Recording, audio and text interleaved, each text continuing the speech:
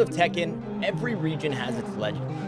But few stories inspire like that of Lain, the Elisa player from Barcelona. Once considered an outside chance to qualify for the European Tekken Cup Finals, Lain has risen through the ranks and become the pride of Iberia.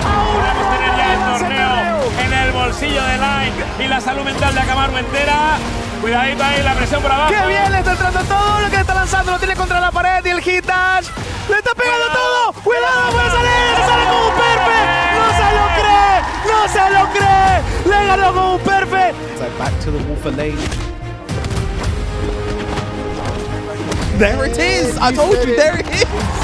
All of the damage I've laid last year will actually being, I'm guessing it's real. I don't know what that means. Does that mean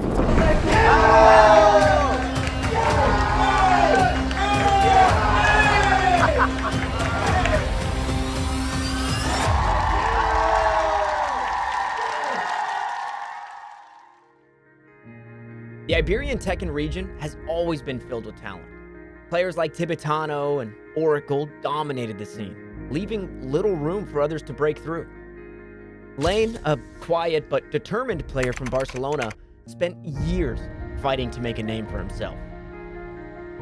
About the Iberian Tekken community, they really helped me to push myself to keep grinding, and also many Spanish players, they really help me, they really support me, and I really appreciate all the support that most of my friends, Tekken players, they really try to help me. Ranked third behind the region's juggernauts, Tibetano, the calculated tactician, and Oracle, the unstoppable force, Lain was often seen as an underdog, a player with the potential to cause an upset, but never the favorite. Lain's journey to the European Tekken Cup Finals was built on consistency. While the spotlight often shone on Tibetano and Oracle, Lain quietly delivered top-tier results throughout the season. Across the 4 majors leading up to Dark Resurrection 2, Lain finished in the top tier 3 times, proving his place among the best. Now that the Iberian Tekken community increased a lot his level, the top Spanish players like Tibetano, Oracle and Morales, it's always a pleasure to play with them, but at the same time, it's always challenging to play with them. Nice, good carry. T.O. Whoa, the step. What a sideways movement from Lain, getting the forward 3-4-3. La verdad que la comunidad aquí en Barcelona y en Cataluña y en la región ibérica en general ha crecido un montón. La competición, ha habido muchos nombres. Con la llegada de Tekken 8 hay mucha gente nueva con muchas ganas de ser los números unos, de ser ellos los representantes de Ibérica. Y en Cataluña, por ejemplo, en Barcelona tenemos una comunidad bastante potente de jugadores nuevos, donde entrenamos cada 2 semanas, cada semana, cada 3 semanas más o menos, en casa de Lain, nos reunimos todos por allí, y aparte tenemos torneos bimensuales, trimestrales más o menos, donde todos nos preparamos para ser los mejores de la región. Así que me alegro muchísimo por él, estoy orgulloso por él también, y bueno, ir a representar con uno de mis mejores amigos es algo increíble. In my case, in my city in Barcelona, we are doing meetings in this home that we are now, and also trying to help them to give advices and also motivate them to go to tournaments with us. And also in Barcelona, for my side, we could go together in the Dojo of Zaragoza, and for me it really was a pleasure. So thank you for all the Spanish players to give your best and also helping me to grind up and be more motivated to play against all of you. That's the spirit.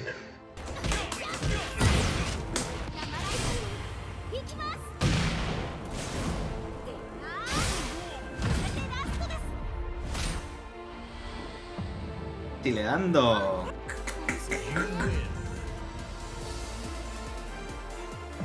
Oh yeah. Then came a defining weekend for Lain. In a grueling back-to-back schedule, Lain competed in the Hidden Retreat Major on Saturday, securing a respectable 5th place against some of Europe's toughest players, but it didn't end there. The very next day, Lain showed up at the Knockout Saga Dojo and delivered a spectacular performance, finishing in 2nd place.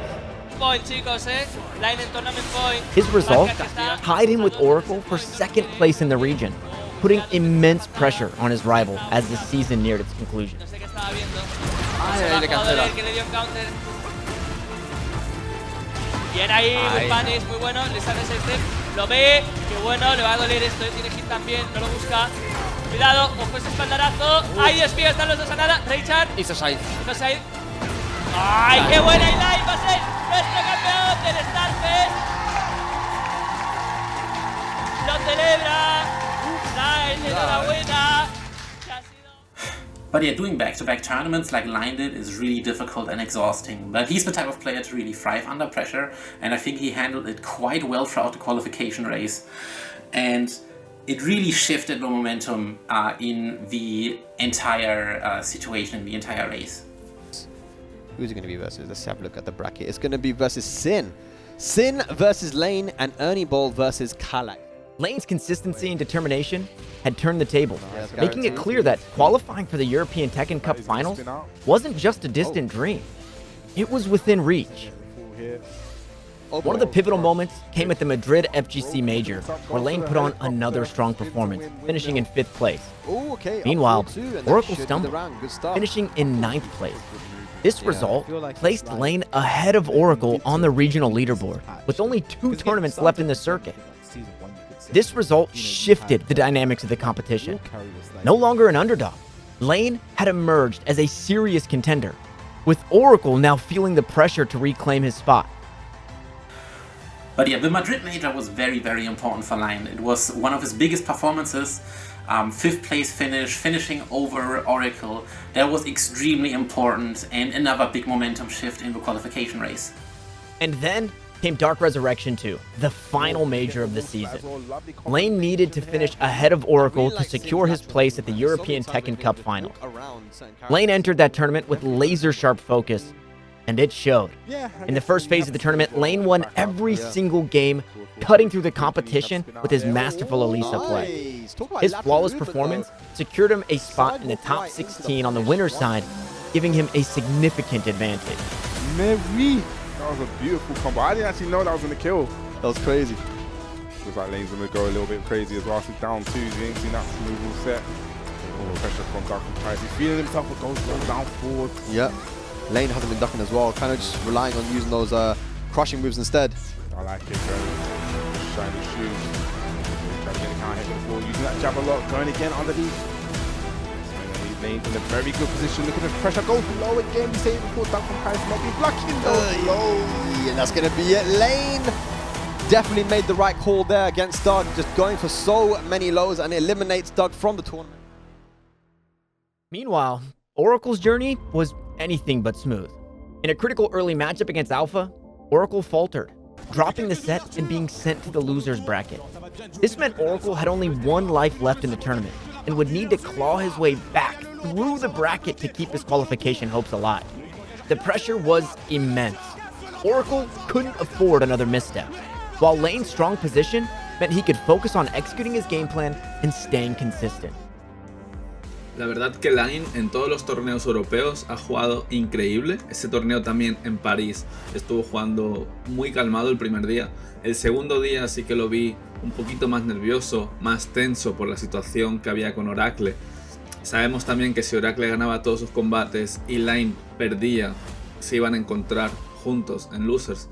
Entonces yo lo vi a Lain como siempre, calmado. En todos los europeos ha jugado increíblemente bien, pero con un poquito de tensión entre los dos, y es totalmente normal porque se estaban jugando una plaza para la European Cup. Al final me alegro porque al final Lain pudo conseguir ese puesto en la clasificación y pudimos lograr, como el año pasado, clasificarnos los dos. As the bracket unfolded, Lain continued his strong form, staying on the winner's side and cementing his position as one of the tournament's top contenders. About my run through the European Tekken Cup of this year, it wasn't so easy because at the beginning I didn't have economical support from myself to try to afford the tournaments like Dojos and Majors, and also I didn't have team in that time. So I was mentalizing myself to just say, no, I'm not gonna join and I will keep grinding myself and maybe next year. But everything changed in one random thing or very random situations that for one side, the team where I am now in Kryptic, they offered me the way to join with them and work together and have support to go to the next tournaments. My time is really limited because I work full time Monday to Friday, and also my time to play, my time to train, and my time to organize are kind of limited. So I needed to, from the beginning, make a real planning. Lain's near flawless run in Paris was the culmination of years of hard work. It wasn't just a personal triumph.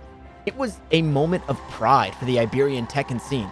His consistent performance throughout the season, his showing in Madrid, and his incredible run at Paris put a spotlight on the region and its players. From Barcelona's arcades to the European Tekken Cup Finals, Lain has inspired a new generation of players to chase their dreams. While Lain's story is one of individual success, it's impossible to ignore the strength of the Iberian Tekken community, a region full of talent, passion, and pride. Spain is a region that's kind of had its ups and downs in terms of like their top player level. You know, there was like a time where like you'd say Kuiper was just the best 100%. player. There's no one that was really competing with him in Spain. But now I think their talent's really exciting. You know, I think Tibetano is probably like number one. Going to see him in the top 8 later. You've got Oracle, you know, playing Shaheen, as well. Lain. I feel like their talent's really been growing. We're not just competitors all of the time. A lot of us are friends, rivals, training partners, and when one person in kind of your group wins, it really elevates their entire local community or their entire local team and can really put them onto that next big step. Tiene que jugar mucho con los lows.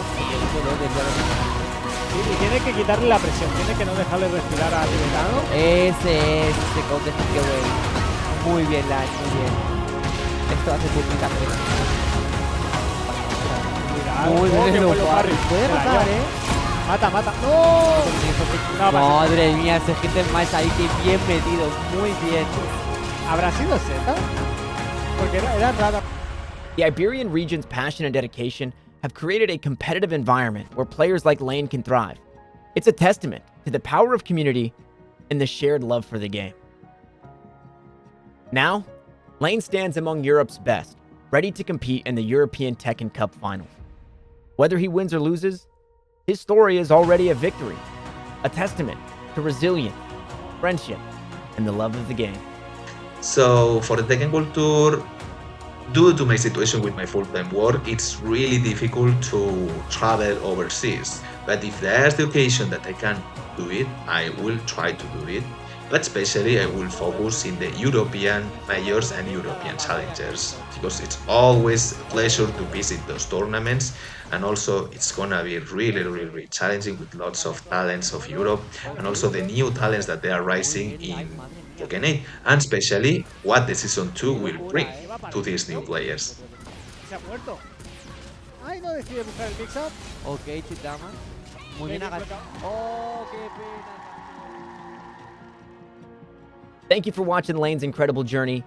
Don't forget to like, comment, and subscribe for more stories from the world of Tekken.